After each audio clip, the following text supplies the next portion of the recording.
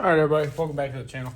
Just a quick video I wanted to show on if you have a Explorer ST or anything like this with the 3.0 engine.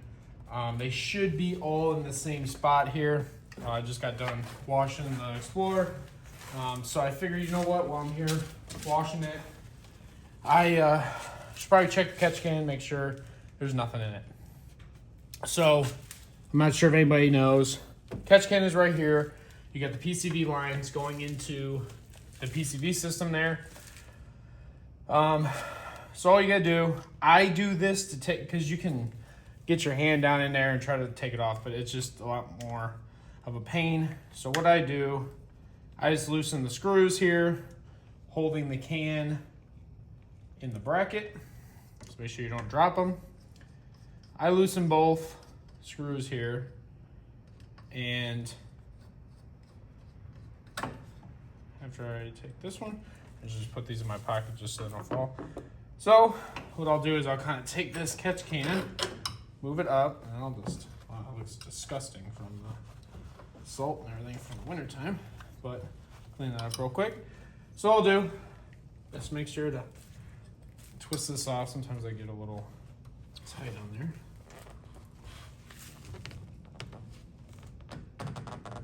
There we go. Whew, that one got tight. All right.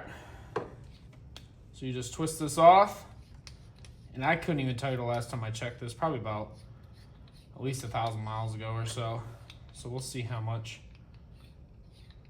is in the can. That's not too bad. So just a little. Kind of hard to catch it on camera, but probably an ounce or two, maybe. But look how dark that is. That is just gross. So that would be stuff that would go back into your intake manifold, back into your engine. This is the stuff that isn't compressed down in the engine. So these are just the vapors, all that kind of stuff that gets caught. So like I said in a prior video, I have one in my truck, I have one in my Mustang, my 2014 Mustang. I always put these in my cars. I know there's many claims out there. I don't know what that was. That was sharp. But I know there's many claims out there that show that you don't need to have these.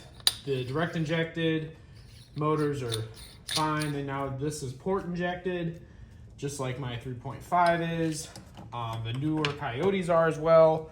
My Coyote of my Mustang is not port injected. I want to say from 18 and up is when they got the port injection.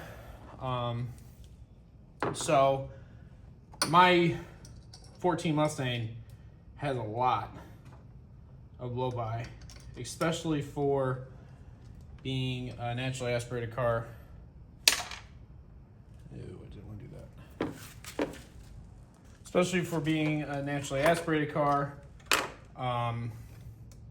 It's very shocking how much blow-by those Coyotes have. I know at least from the 11 to 14s. This mine is a 14. And so I just always put one on in my cars. Like I said, a lot of people say they're not needed. It doesn't hurt anything. If anything, it will make it better. But just want to do a quick video here on how I get and change the catch can on the car. They say every 500 to 1,000 miles. You'll get to know your car eventually, how many miles usually it gets full and stuff. This one, not nearly as bad. My F-150 gets a little bit of blow-by, but not too much. So just wanted to do a short video, and thank you guys for watching, and like, subscribe, and I'll see you in the next one.